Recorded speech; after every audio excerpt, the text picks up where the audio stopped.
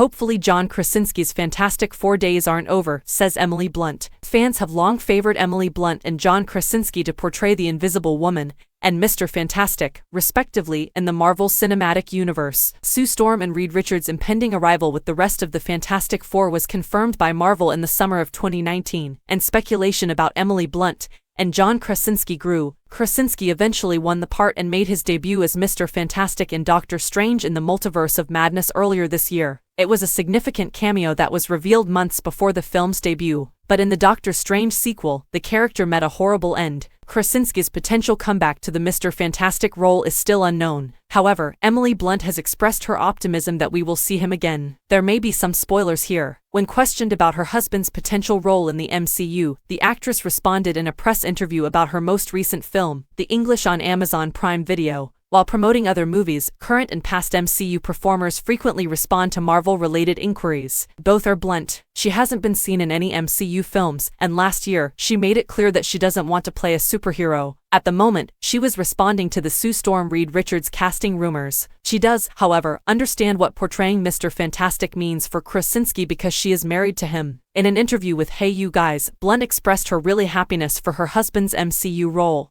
Krasinski himself was a major admirer. Will John Krasinski reprise his role as Mr. Fantastic? She said to the YouTuber at that point that she hopes to see Krasinski in the MCU once again while holding her finger to her mouth, and stating that she couldn't say anything else. Simply enough, I was ecstatic for him since I believe he is a tremendous admirer, and I can see why it inspires such fervent devotion in people. It now makes up a sizable portion of our cinematic history. He was thus overjoyed. Well, I think everyone else was as well.